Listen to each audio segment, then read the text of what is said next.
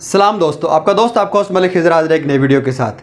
दोस्तों, ये कंटिन्यूशन है हमारी पहली वीडियो की जो हमने लाइफ ऑफ हज़रत मोहम्मद सल्लल्लाहु अलैहि वसल्लम पर बनाई। उसका सेकंड पार्ट है ये।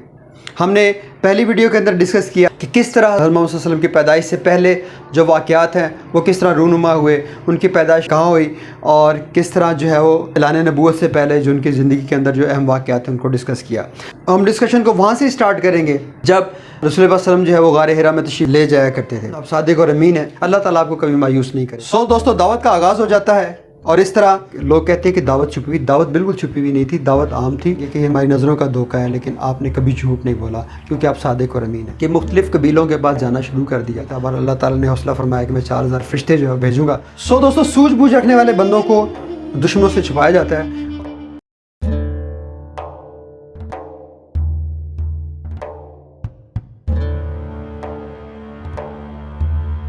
रसूल पाक सल्लल्लाहु अलैहि वसल्लम की आदत थी कि रसूल पाक सल्लल्लाहु अलैहि वसल्लम मेडिटेशन के लिए आप गार हिरा के अंदर तशरीफ़ ले जाते और वहाँ पर बैठ के अपने रब को याद करते। इसी तरह अचानक एक दिन क्या हुआ कि हज़रत जिब्राईल अलैहिस्सलाम जो है वो वही लेकर नाजिल हुए और रसूल पाक सल्लल्लाहु अलैहि वसल्लम के सामने जो है वो अल्लाह ताला का कलाम जो है बयान किया, जिसके जो कि पहली आयत थी, इक़रा बिस्मि रब्बिकल लज़ी खलक़, पढ़ अल्लाह के नाम से जिसने तुम्हें जमे हुए खून से पैदा किया। रसूल पाक सल्लल्लाहु अलैहि वसल्लम घबरा गए और वाक़यात डिटेल हम इसके अंदर डिस्कस नहीं कर सकते क्योंकि वक्त कम है, तो इसलिए मैं बस मोटे मोटे फ़ीचर्स उसके बयान कर दूँ। तब जो वह रसूल पाक में पढ़ा नहीं जा रहा था, हज़रत जिब्राईल ने उनको सीने से लगा कर भेजा और उसके बाद रसूल पाक ने पढ़ना शुरू कर दिया। और यूँ पहली वही हज़रत मोहम्मद सल्लल्लाहु अलैहि वसल्लम पर नाजिल होती है तो उस वक्त वो घबरा जाते हैं और वो वापस आकर उनका जिस्म जो है वो शरीन पसीने से शराबूर होता है, वो काँप रहे होते हैं। तो बहरहाल हज़रत खदीजतुल कुबरा रज़ी अल्लाह ताला उनके ऊपर जो है वो ओढ़नी उड़ा देती हैं और उनको हौसला देती हैं। रसूल पाक सल्लल्लाहु अलैहि वसल्लम सारी बात जो है हज़रत खदीजा रज़ी अल्लाह ताला को बताते हैं।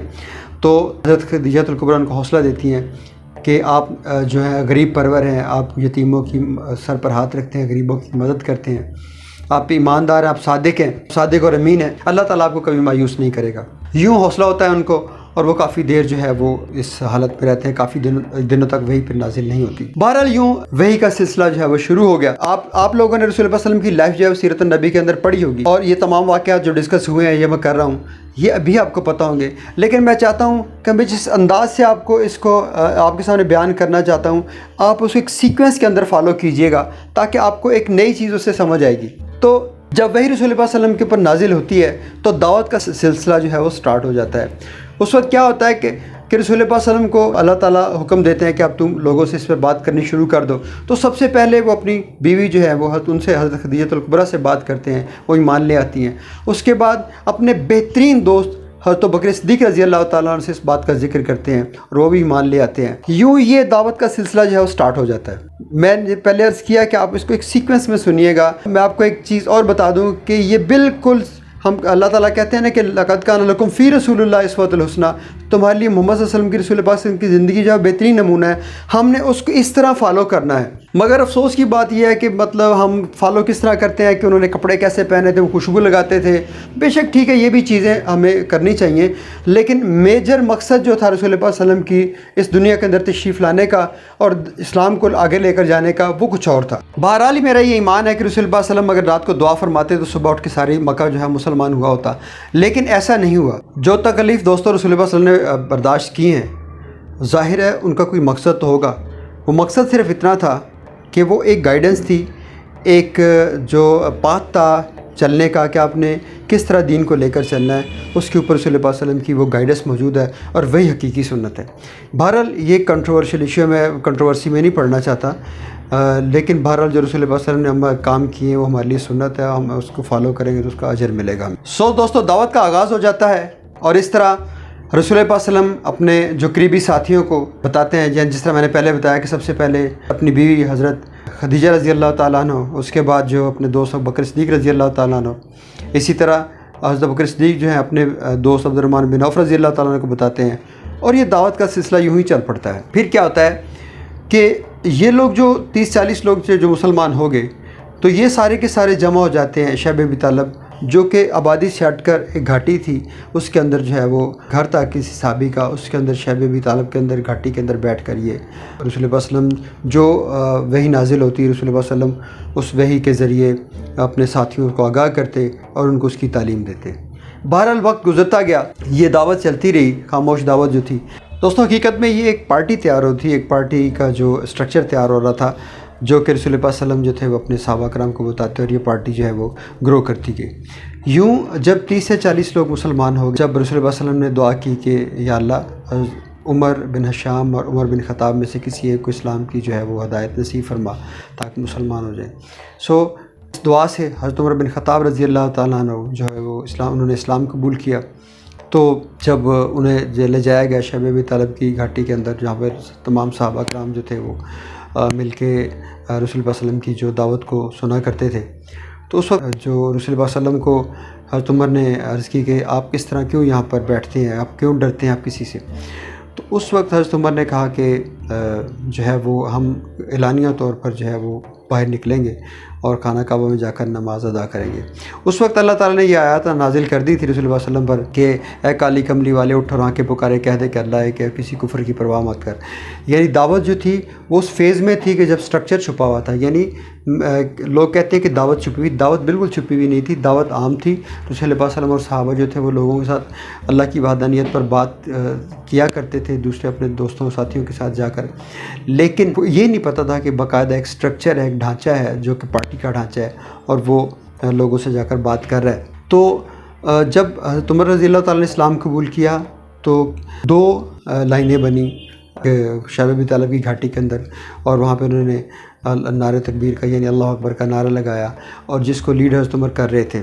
تو حضرت عمر نے خانہ کعبہ میں جا کر کہا کہ آج اگر کسی نے اپنی بیوی کو بیوہ کروانا ہے یا بچوں کو یتیم کروانا ہے، آئے ہمیں روک لے، ہم خانہ کعبہ کے اندر نماز ادا کریں گے۔ یوں جو ہے وہ اللہ تعالیٰ کی عبادت تھی، وہ اس طرح شروع ہو گئی، اعلانیہ طور پر شروع ہو گئی، اور لوگوں کو پتہ چل گیا کہ محمد صلی اللہ علیہ وسلم جو ہے وہ ایک سٹرکچر بنا کر اس معاشرے کے اندر ایک نئی قسم کی دعوت لے کے ہیں، جسے اللہ تعالیٰ کی وحدانیت جو ہے وہ اسے کہتے ہیں۔ اسی دوران رسول اللہ صلی اللہ علیہ وسلم نے دعوت دی اپنے قبیلے کو کہ وہ آئیں۔ اس وقت دودھ اور گوشت کی دعوت کو بڑا سپیریئر قسم کی دعوت مانا جاتا تھا، تو رسول اللہ صلی اللہ علیہ وسلم نے دعوت دی تمام جو اپنے ان کے احباب تھے یا رشتہ دار تھے قریش کو، اور وہاں پر انہوں نے بڑی خوبصورت بات کی۔ انہوں نے خطاب کیا دعوت کے بعد کہ کیا تم اس بات کو مانتے ہو کہ اگر میں کہوں کہ اس پہاڑ کے پیچھے ایک دشمن کی فوج ہے جو تمہارے اوپر حملہ کر دے گی؟ تو سب نے یک زبان ہو کر کہا کہ اے محمد، میں ذرا اس کو تھوڑا سا ایگزیجریٹ کر رہا ہوں ان ورڈز کو، کہ اے محمد صلی اللہ علیہ وسلم، اگر تم کہو کہ اس پہاڑ کے پیچھے دشمن کی فوج ہے، اور اگر ہم اس پہاڑ پر چڑھ کر دیکھیں اور ہمیں فوج نظر نہ آئی تو ہم یہ سوچیں گے کہ ہماری آنکھوں کا دھوکہ ہے، لیکن تم نے کبھی ہماری زندگی کے اندر دیکھا کہ تم نے جھوٹ کبھی نہیں بولا۔ پھر رسول اللہ صلی اللہ علیہ وسلم نے فرمایا کہ کیا تم یہ، اگر میں تم لوگوں کو کہوں کہ یہ پہاڑ سونے کا ہے، جو احد پہاڑ ہے سونے کا ہے، تو کیا تم اس بات پر یقین کر لو گے؟ تو سب نے یک زبان ہو کر کہا کہ محمد صلی اللہ علیہ وسلم، ہم اس پہاڑ پر چڑھ کر دیکھیں گے، اگر پہاڑ سونے کا نہ ہوا تو ہم یہ ازیوم کریں گے کہ یہ ہماری نظروں کا دھوکہ ہے، لیکن آپ نے کبھی جھوٹ نہیں بولا کیونکہ آپ صادق اور امین ہیں۔ اس صادق اور امین کا جو رسول اللہ صلی اللہ علیہ وسلم کا جو بچپن سے 40 سال کی عمر تک دیکھا تھا، تمام ان کے جو رشتہ دار تھے اور مکہ کے رہنے والے لوگ تھے، تو انہوں نے صادق اور امین جن کو دیکھا تھا وہ وعدے کے سچے اور جھوٹ کبھی نہیں بولتے تھے، لیکن ان تمام لوگوں نے دعوت کو ٹھکرا دیا۔ ان میں سے صرف حضرت علی رضی اللہ تعالیٰ عنہ جو کہ اس وقت بچے تھے 7-8 سال کے، انہوں نے اسلام قبول کیا اور کہا کہ اے میرے بھائی، میں آپ کے ساتھ ہوں۔ ٹھکرایا گیا۔ اس کے بعد صحبتیں شروع ہو گئیں۔ ایک جو رسول اللہ صلی اللہ علیہ وسلم کے ساتھی تھے ان کے اوپر ظلم شروع ہو گئے۔ حضرت جو بلال حبشی رضی اللہ تعالیٰ عنہ کے ساتھ کیا نہیں ہوا ہمیں پتہ ہے۔ اس کے علاوہ خباب بن ارت رضی اللہ تعالیٰ عنہ کے ساتھ کیا نہیں ہوا ہمیں پتہ ہے۔ اس کے علاوہ آل یاسر کے ساتھ کیا نہیں ہوا ہمیں پتہ ہے سیرت کے اندر، کہ ان کو جو ہے وہ چیر کر رکھ دیا گیا۔ لیکن اس وقت تک رسول اللہ صلی اللہ علیہ وسلم نے یہ نہیں کہا کہ آپ جو ہے وہ آگے سے اپنا ہاتھ اٹھائیں یا تلوار اٹھائیں۔ دوستو، یہاں تک کہ ایک دن حضرت عمر رضی اللہ تعالیٰ عنہ بڑے غصے میں رسول اللہ صلی اللہ علیہ وسلم کے پاس حاضر ہوئے اور کہا کہ یا رسول اللہ، آپ اللہ کے سچے نبی نہیں ہیں؟ تو رسول اللہ صلی اللہ علیہ وسلم نے فرمایا کہ الحمدللہ ہوں۔ تو انہوں نے کہا کہ آپ ہمیں اجازت کیوں نہیں دیتے کہ ہم جو ہمارے ساتھیوں کو مار رہے ہیں، ان پر ظلم کر رہے ہیں، ہم ان کے خلاف تلوار اٹھائیں؟ تو رسول اللہ صلی اللہ علیہ وسلم کا چہرہ مبارک غصے سے سرخ ہو گیا، اور انہوں نے فرمایا کہ کیا محمد سے زیادہ تیرے اندر غیرت ہے؟ کیا تجھے نہیں پتا کہ محمد کو نظر نہیں آ رہا، مجھے نہیں نظر آ رہا؟ اور اس وقت پھر فرمایا کہ ابھی ہمیں ہاتھ اٹھانے کی اجازت نہیں ہے۔ یہ سلسلہ چلتا رہا۔ اسی دوران شیب ابی طالب بھی آ گیا، جس کے اندر جو ہے وہ صحابہ کرام کا پوری طرح ان کے رشتہ داروں نے بائیکاٹ کر دیا اور ان کو ناطقہ بند کر دیا، نہ کوئی کھانے پینے کے لیے کوئی ان کو چیز مہیا کی جاتی۔ اور یقین جانیے کہ وہاں پر صحابہ کرام نے گھاس اور پتے کھا کر چمڑا کھا کر گزارا کیا۔ یہ وہ کیسا وقت تھا، آپ سوچ سکتے ہیں کہ 3 سال تک یہ جو ہے وہ انہی حالات کے اندر وقت گزرا۔ بہرحال اسی دوران رسول اللہ صلی اللہ علیہ وسلم نے کیا کیا کہ مختلف قبیلوں کے پاس جانا شروع کر دیا تاکہ ان سے مدد لے سکیں، ان سے نصرہ لے سکیں۔ عربی میں مدد کو نصرہ کہتے ہیں، ان سے مدد لے سکیں، ان سے نصرہ لے سکیں۔ تو تمام جو تھے انہوں نے ریفیوز کیا۔ مطلب ہسٹری میں ہے کہ تقریباً 30 سے 40 قبیلوں تک گئے ہیں کہ ایک قبیلے نے یہ تک کہہ دیا کہ ٹھیک ہے ہم آپ کی ساری باتیں مانتے ہیں، ہم آپ کو نصرہ بھی دیتے ہیں، مدد بھی دیتے ہیں، لیکن ہم نماز نہیں پڑھیں گے۔ تو رسول اللہ صلی اللہ علیہ وسلم نے اس پر کمپرومائز نہیں کیا۔ پھر ایک قبیلے نے کہا کہ جی ٹھیک ہے ہم آپ کا ساتھ دیں گے، ہم جو ہے وہ اسلامی نظام کو قائم کریں گے، لیکن جو ہے وہ آپ کے جب دنیا سے چلے جائیں گے، آپ کے وصال کے بعد حکومت ہماری ہوگی، ہم حکومت کریں گے۔ اس پر رسول اللہ صلی اللہ علیہ وسلم نے فرمایا کہ یہ اللہ تعالیٰ کے کام ہے، جس کو عطا کرے۔ یعنی اتنی سی بھی بات پر رسول اللہ صلی اللہ علیہ وسلم نے کمپرومائز نہیں کیا، اس دعوت کو لے کر چلتے رہے۔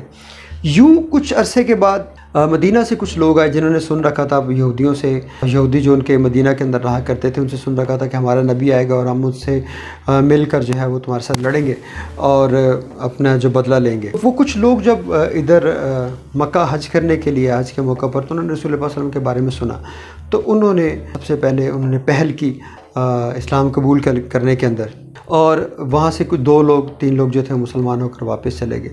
اس کے بعد اگلے سال انہوں نے دعوت کی۔ اس پر رسول اللہ صلی اللہ علیہ وسلم انہوں نے عرض کیا کہ یا رسول اللہ ایک بندہ بھجوا دیں ہمارے پاس جو کہ ہمیں آ کے اسلام سکھائے۔ اس وقت رسول اللہ صلی اللہ علیہ وسلم نے صحابی کو بھیجا جا کر ان کو اسلام سکھائے۔ حضرت مصعب بن عمیر رضی اللہ تعالیٰ عنہ کو بھیجا کہ وہاں ان کو جا کے جو ہے وہ اسلام سکھائیں۔ یہ پہلا موقع تھا جب رسول اللہ صلی اللہ علیہ وسلم نے کسی صحابی کو بھیجا تھا باہر، وہ بھی ان کی ڈیمانڈ کے اوپر۔ یہ نہیں کہ وہ کوئی منجی بستر اٹھا کر جو ہے وہ سارے صحابی نکل گئے تھے اور جو انہوں نے جا کے دعوت دینی شروع کر دی تھی، بالکل بھی نہیں، یہ مقصد ہی نہیں تھا۔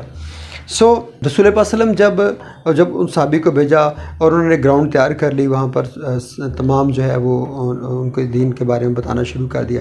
نیکسٹ ٹائم اگلے سال 72 لوگ آئے، تو وہاں پر انہوں نے آخر رسول اللہ صلی اللہ علیہ وسلم کے ہاتھ کے اوپر بیعت کی، جیسے بیعت عقبہ اول اور بیعت عقبہ ثانی کہتے ہیں، جو کہ مکہ کے خانہ کعبہ کے ساتھ ایک گھاٹی تھی، اس کے اندر جا کر تمام جو لوگ 72 لوگ مسلمان ہوئے۔ اس کے بعد جب انتہا ہو گئی اور کچھ ظلم کی انتہا ہو گئی اور کچھ صحابہ کو رسول اللہ صلی اللہ علیہ وسلم نے حبشہ روانہ کر دیا، اور رسول اللہ صلی اللہ علیہ وسلم کے اوپر بھی قاتلانہ حملہ کیا گیا، اللہ تعالیٰ نے ان کو بچا لیا، اور پھر مدینہ کی طرف رسول اللہ صلی اللہ علیہ وسلم نے فرمایا کہ تم لوگ چلے جاؤ، اور وہاں پر انہوں نے رسول اللہ صلی اللہ علیہ وسلم نے جو ہے وہ کیونکہ نصرہ وہاں سے ملی تھی، تو وہاں پر جا کر رسول اللہ صلی اللہ علیہ وسلم نے وہاں کے لوگوں کو بتایا کہ وہ رسول اللہ صلی اللہ علیہ وسلم تشریف لا رہے ہیں۔ تو وہاں پر رسول اللہ صلی اللہ علیہ وسلم کا مدینہ والوں نے بڑے پاک استقبال کیا، کیونکہ وہاں گراؤنڈ بن چکی تھی آلریڈی اسلام کے بارے میں۔ یہاں پر کچھ لوگ کہتے ہیں ہسٹری کے اندر بھی، سیرت نبی کے اندر کی، کہ رسول اللہ صلی اللہ علیہ وسلم مظالم سے تنگ آ کر جو ہے وہ انہوں نے مدینہ ہجرت فرمائی۔ یہ بالکل غلط بات ہے، ایسی کوئی بات نہیں ہے۔ مدینہ ہجرت رسول اللہ صلی اللہ علیہ وسلم نے نہ کسی مظالم سے، رسول اللہ صلی اللہ علیہ وسلم سینہ سپر کر کے کھڑے ہوئے تھے ظلم کے آگے، اور ان کے ساتھ بھی ٹس سے مس نہیں ہو رہے تھے۔ یہ اللہ کا حکم تھا، کیونکہ نصرہ وہاں سے مل چکی تھی، اور رسول اللہ صلی اللہ علیہ وسلم نے ویٹ کیا اللہ تعالیٰ کے حکم کا، اور جب اللہ نے وحی نازل کی تو رسول اللہ صلی اللہ علیہ وسلم وہاں تشریف لے گئے اور وہاں پر استقبال کیا رسول اللہ صلی اللہ علیہ وسلم کا۔ جو مدینہ والوں نے وہاں پر پہلی مسجد کی بنیاد رکھی گئی، مسجد نبوی کی۔ رسول اللہ صلی اللہ علیہ وسلم نے وہاں پر جب پہنچے تو ان کو ایک تقریباً ہیڈ آف اسٹیٹ کا درجہ دے دیا گیا۔ عبداللہ بن ابی کو وہ جو تاج پہنایا جانا تھا، لیکن وہ درجہ رسول اللہ صلی اللہ علیہ وسلم کو دے دیا۔ بہرحال عبداللہ بن ابی کا منافق کا کردار وہ بھی ہمیں پتہ ہے، سیرت کے اندر ہمیں ملتا ہے۔ تو اس کے بعد رسول اللہ صلی اللہ علیہ وسلم جو تھے وہاں آرام سے بیٹھ نہیں گئے، انہوں نے جا کر اپنے جو سریاز روانہ کیے، جن کے اندر یہ ہے کہ چھوٹی چھوٹی جو پیکٹس کے اندر انہوں نے رسول اللہ صلی اللہ علیہ وسلم نے بھجوائے، چند گھوڑ سوار، اور اس طرح کر کے اپنے ارد گرد کے علاقوں کے اندر رسول اللہ صلی اللہ علیہ وسلم اور ان کے صحابہ کا جو روب بیٹھ گیا، مسلمانوں کا روب بیٹھ گیا۔ رسول اللہ صلی اللہ علیہ وسلم نے تجارتی جو راستہ تھا اس کو بند کیا، اور اس کے اوپر جو ہے وہ اس کے بعد ہمیں ڈیٹیل جو ہے وہ ذرا سیرہ میں ملتی ہے۔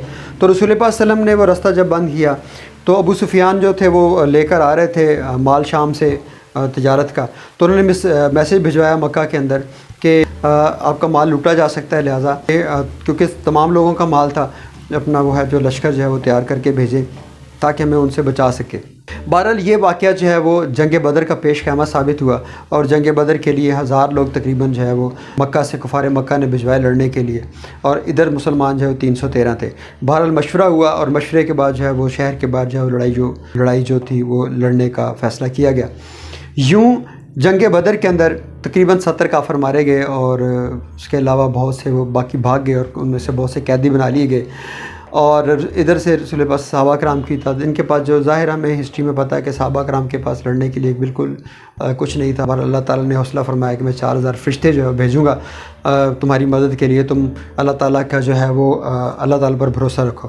اور یہ جنگ مسلمانوں نے بڑے واضح فرق سے جیتی۔ بہرحال اس کے بعد رسول پاک صلی اللہ علیہ وسلم جو تھے وہ تشریف لے جاتے ہیں عمرہ کرنے کی غرض سے، تقریباً 1200 صحابہ کے ساتھ، صرف ایک تلوار تھی ان کے پاس۔ مکہ والوں کو بھی پتہ تھا کہ محمد جو ہیں وہ جنگ کے لیے نہیں آ رہے، تو انہوں نے کہا کہ ہم آپ کو عمرہ نہیں کرنے دیں گے۔ تو وہاں پر یہ معاہدہ ہوا کہ مسلمان جو اس سال عمرہ ادا نہیں کریں گے، اگلے سال ادا کریں گے۔ اور اس کے بعد جو ہے وہ شکیں لکھی گئی، جس کے اندر جو مسلمان ہو جائے گا اسے واپس کر دیا جائے گا، اور جو کافر ہو جائے گا اسے واپس نہیں کیا جائے گا۔ پر یہ شرائط خاصی کڑی تھی بادی النظر میں، لیکن اللہ تعالیٰ نے اسے فتح مبین قرار دیا۔ اس پر کافی صحابی جو تھے ان کو ریزرویشنز تھیں، لیکن رسول اللہ صلی اللہ علیہ وسلم نے فرمایا کہ یہ معاہدہ میری طرف سے نہیں، یہ اللہ تعالیٰ کی طرف سے ہے۔ سو صحابہ کرام چپ کر گئے، اور اس کے بعد دنیا نے دیکھا کہ مسلمان جو ہیں وہ جو اس اسلام کو لے کر انہوں نے اپنا رخ جو ہے وہ دوسری طرف موڑ دیا، اب جہاد کے ذریعے پوری دنیا تک اسلام پہنچایا، جس کے نتیجے میں آج ہم ہندوستان میں بھی، پاکستان کے اندر لوگ مسلمان بیٹھے ہیں۔ سو دوستو، سیرت النبی سے ہمیں یہی میسیج ملتا ہے کہ ہم نے کیونکہ اللہ تعالیٰ بھی قرآن میں فرماتے ہیں کہ تم ایک جماعت ایسی ہونی چاہیے جو اچھائی کی طرف بلائے اور برائی سے روکے۔ تو جماعت ایک بنانے کی ضرورت ہے مسلمانوں کے انقلاب لانے کے لیے، ادروائز جماعت کے بغیر ایک واحد شخصیت جو ہے انقلاب نہیں لا سکتی۔ ہم نے دیکھا ہے ماضی کے اندر بھی، رسول اللہ صلی اللہ علیہ وسلم سے پہلے بھی حضرت نوح علیہ السلام نے 900 سال جو ہے وہ دعوت کی ہے، لیکن وہ کوئی انقلاب نہیں لا سکے۔ رسول اللہ صلی اللہ علیہ وسلم نے یہی کام جو ہے وہ 8-10 سال کے اندر کر کے دکھا دیا، اور پوری دنیا تک جو ہے وہ اسلام کا ڈنکا بجا دیا۔ تو اگر جو نئے لوگ ہیں جو اسلام کی دعوت کا، اسلام کا درد رکھتے ہیں، اسلام کو چاہتے ہیں کہ روج پائے، تو ان کو ایز اے انڈیویجول کام نہیں کرنا۔ اب میں اس کو جوڑتا ہوں اس دور کے ساتھ، وہ جو سیرت النبی میں نے بیان کی ہے وہ یہ ہے کہ ایک سپوز دعوت اٹھتی ہے، وہ ایک شخص اس کو لے کر چلتا ہے، اور پھر وہ ایک پارٹی سٹرکچر بناتا ہے۔ وہ پارٹی سٹرکچر جو ہے وہ کسی کے اوپر ایکسپوز نہیں ہوگا، بے شک وہ جو لوگ ہیں اس کے ساتھ جڑتے چلے جائیں گے، لیکن پارٹی سٹرکچر جو ہے وہ ایکسپوز نہیں ہوگا۔ شیب ابی طالب کے اندر جو صحابہ تھے جن کی ڈیوٹیز تھیں واٹ ایور جو کرتے تھے، وہ سٹرکچر فتح مکہ کے بعد بھی وہ جو اوپن نہیں ہوا، بلکہ وہ سٹرکچر سیکریٹ ہی رہا۔ دعوت سیکریٹ نہیں ہوتی، سٹرکچر سیکریٹ ہوتا ہے۔ ایون وہ جماعت کے بندوں کو نہیں پتہ ہوتا کہ اس بندے کا جماعت کے اندر جو ہے کیا کردار ہے۔ تو اس سٹرکچر کو بچانا ہوتا ہے دائیوں نے، اور جو دعوت لے کر چلتے ہیں اسلام کی، وہ سٹرکچر ظاہر نہیں ہونا ہوتا۔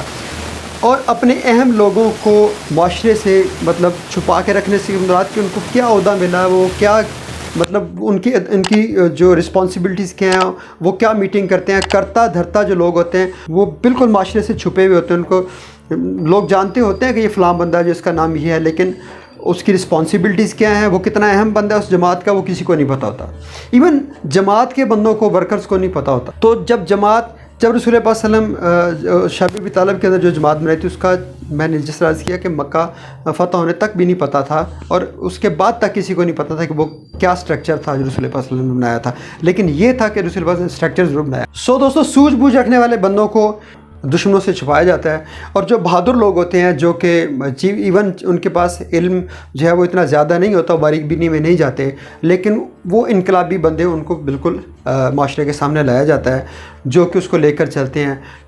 پلاننگز وہ کرتے ہیں جو سٹرکچر ہوتا ہے، اور عمل اس کے اوپر وہ کارکن کرتے ہیں یا وہ لیڈر کرتے ہیں، کیونکہ اسلام کے اندر یہ پرسنل خوشی تو ہوتی نہیں ہے، اللہ تعالیٰ کی رضا کے لیے سارے کام کر رہے ہوتے ہیں۔